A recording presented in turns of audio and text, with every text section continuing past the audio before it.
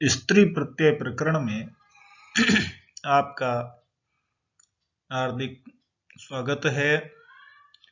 हम पिछले कुछ वीडियोज में स्त्री प्रत्यय प्रकरण का अधिकार पढ़ रहे हैं, जिसमें अनेकानेक पदों की हमने रूप सिद्धियां की हैं।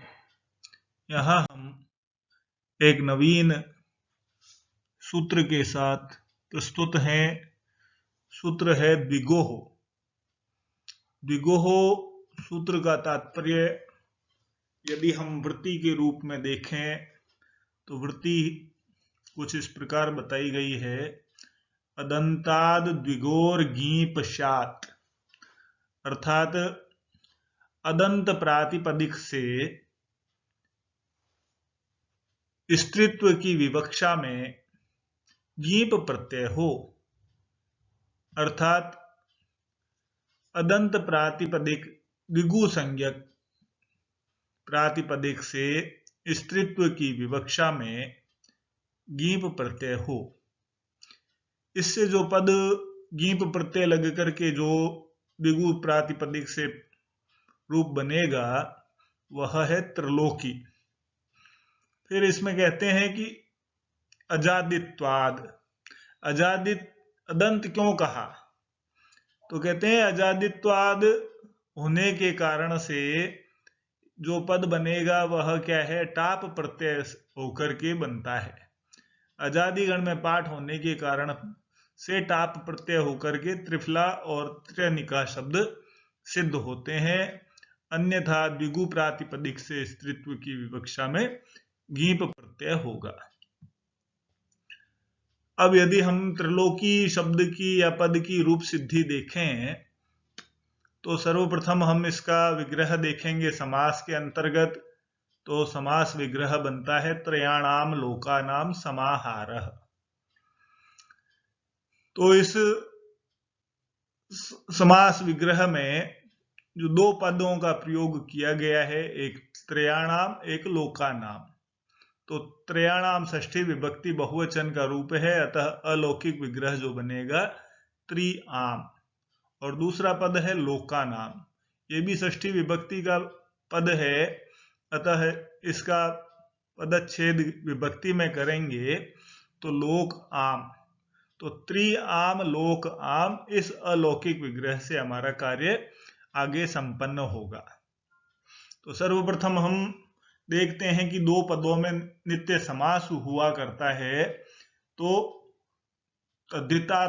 तद्धितार्थोत्तर पद समाहारे च सूत्र से समाहार अर्थ में तत्पुरुष समास होता है। तो त्रिआम लोक आम, इस अवस्था में सर्वप्रथम समास हुआ। और समास जब हो जाता है तो समास के बाद यहाँ पर संख्या पूर्वो द्विगु, संख्यावाची जिसका पूर्व पद हो उसकी द्विगु संज्ञा होती है। तो त्रिआम में त्रि प्रथम पद है और वह संख्यावाची है, अतः जो समास हुआ उसकी द्विगु संज्ञा हुई। द्विगु संज्ञा होने के बाद समास में जो समासांत में जो भी कार्य होता है वह कृत तद्धित समासाश्च सूत्र से प्रातिपदिक संज्ञा होती है। तो त्रिआम लोक आम की सर्वप्रथम प्रातिपदिक संज्ञा होती है समासांत होने के कारण। समासांत में हमने दो सूत्रों का प्रयोग देखा, तद्धितार्थोत्तर पद समाहारे च और संख्या पूर्व द्विगु। तो संख्या पूर्व द्विगु से पूर्व संख्यावाची पद होने के कारण इसकी द्विगु संज्ञा हुई समास की, अतः समासांत होने के कारण कृत तद्धित समासाश्च से पूरे पद की प्रातिपदिक संज्ञा हो गई। प्रातिपदिक संज्ञा होने के बाद प्रातिपदिक में जो भी सुप होते हैं उन सुपों का लुक हुआ करता है। सुपो धातु प्रातिपदिकयो हो। इस सूत्र से प्रातिपदिक त्रिआम लोक आम में सुप जो है त्रि का आम और लोक का आम, इन दोनों का लुक हो गया, तब हमारा शेष पद रहा त्रिलोक। अब इस त्रिलोक अवस्था में हम यदि देखें तो त्रिलोक द्विगु प्रातिपदिक हो गया, अतः द्विगोह सूत्र से, जो हमने विधायक सूत्र देखा था, द्विगोह इस सूत्र से अदंत द्विगु प्रातिपदिक से स्त्रीत्व की विवक्षा में गीप प्रत्यय होता है। तो यहां स्थिति बनती है त्रिलोक प्लस गीप। अब जो भी कार्य किए जाने हैं इस गीप प्रत्यय में सर्वप्रथम हम करेंगे तो देखते हैं कि हलंत्यम सूत्र से गीप प्रत्यय के अंतिम हल वर्ण पकार की इत संज्ञा होती है, और जिसकी भी इत संज्ञा होती है उसका तस्य लोपः सूत्र से लोप होता है। तब हमारी स्थिति बनती है त्रिलोक प्लस गी। अब गी प्रत्यय में यदि देखें तो प्रत्यय के आदि में गकार है, क वर्ग का पंचम वर्ण है, अतः हम जानते हैं कि प्रत्यय के आदि में स्थित लकार शकार अथवा क वर्ग का कोई वर्ण हो तो उसकी इत संज्ञा होती है, जिसके लिए सूत्र निर्धारित है लशक्व तद्धिते। तो इस लशक्व तद्धिते से गी के आदि में स्थित क वर्ग के वर्ण गकार की इत संज्ञा हुई, और जिसकी भी इत संज्ञा होती है उसका तस्य लोपः इस सूत्र से लोप होता है। तो गकार का लोप होने के बाद हमारी स्थिति जो बनती है वह है त्रिलोक प्लस ई।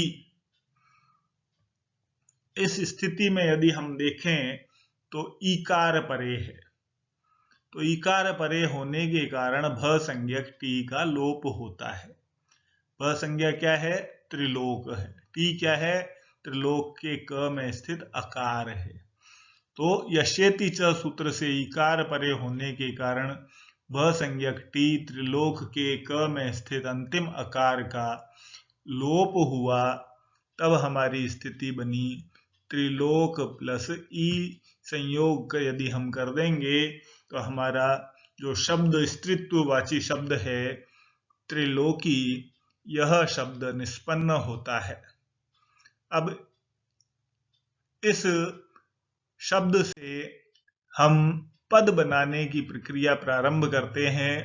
तो पद बनाने की प्रक्रिया हम पूर्व में भी देख चुके हैं और वही प्रक्रिया यहाँ पर भी देखेंगे। तो पद बनाने के लिए हमें सर्वप्रथम सुप विभक्तियों की आवश्यकता रहती है।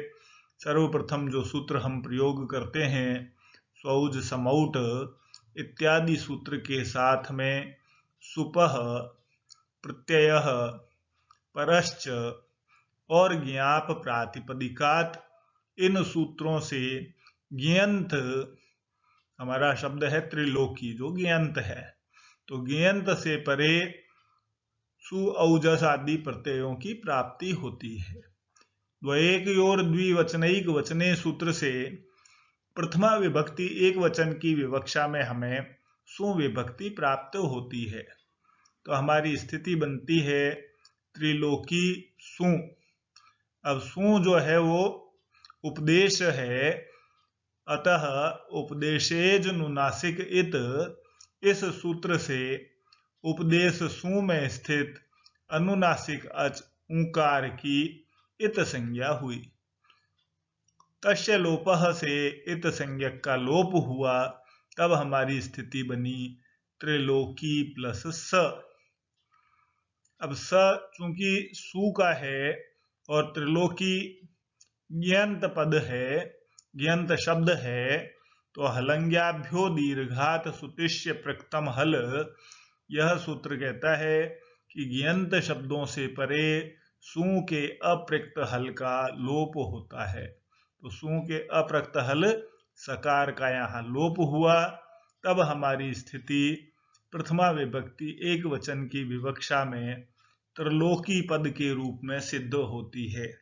तो यहाँ हम त्रिलोकी इस पद को सिद्ध करने में सफल रहे हैं। प्रक्रियागत यदि हम कोई भी कार्य सही तरीके से करेंगे तो हमारा निश्चित रूप से पद प्रयोग सही रूप में सही दिशा में सिद्ध होगा, अन्यथा नहीं होगा। अब यदि हम बात करते हैं, इसी में हमने प्रारंभ में जो अजादि गण में पठित होने के कारण से बात कही गई है वृत्ति में, तो अजादित्वाद में त्रिफला शब्द का प्रयोग बताया गया है। तो वहां कहा गया है समाहार, यद्यपि समाहार अर्थ में त्रिफला का यदि हम विग्रह करेंगे, समास विग्रह, तो त्रयाणाम फलानाम समाहारः, इस प्रकार का विग्रह बनता है।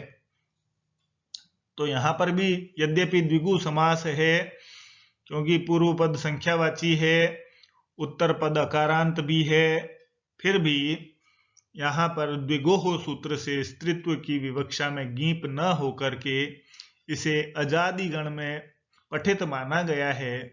अतः अजाद्यत टाप सूत्र से टाप प्रत्यय का प्रयोग होता है, तब हमारी स्थिति बनती है त्रिफल प्लस टाप। त्रिफल प्लस टाप में अकह सवर्ण दीर्घ सूत्र से सवर्ण दीर्घ हो जाता है, तब हमारी स्थिति त्रिफला बनती है। और इस त्रिफला से यदि हम प्रथमा विभक्ति एक वचन की विवक्षा में पद बनाने की क्रिया करते हैं, तो त्रिफला प्रथमा विभक्ति एक वचन में सुविभक्ति प्राप्त होकर के ऊकार की संज्ञा होकर लोप हो जाता है, और अलंग्याभ्यो दीर्घात सुतिष्य प्रथम हल से आबंत होने के कारण आबंत से परेशु के सकार का लोप होता है, तब हमारी स्थिति प्रथमा विभक्ति एक वचन में त्रिफला के रूप में सिद्ध होती है। अब यहाँ एक सवाल उपस्थित होता है कि त्रयाणाम भुवनानाम लोक समाहारः, ऐसा यदि हम त्रिभुवनम पद का प्रयोग करते हैं, तो त्रयाणाम भुवनानाम समाहारः, यहाँ पर भी समाहार अर्थ में द्विगु समास ही किया गया है। तो इस समास में भुवन भी अकारांत शब्द उत्तर पद है, तो यहाँ द्विगुह से गीप क्यों नहीं होता है? तो इसका समाधान यह बताते हैं कि अकारांतोत्तर पदो द्विगु स्त्रियाम इष्टः, यह एक वार्तिक है। यह वार्तिक इस द्विगुह सूत्र का अपवाद है। कहते हैं एक सूत्र वार्तिक और है, पात्राद्यन्तस्य न, अर्थात पात्र आदि शब्द जिसके अंत में हो, ऐसे समाहार द्विगु का स्त्रीलिंग में प्रयोग नहीं होता है। तो दोनों तरह की बात है कि भुवन शब्द पात्र आदि गण में माना गया है, अतः यहाँ गीप प्रत्यय न होकर के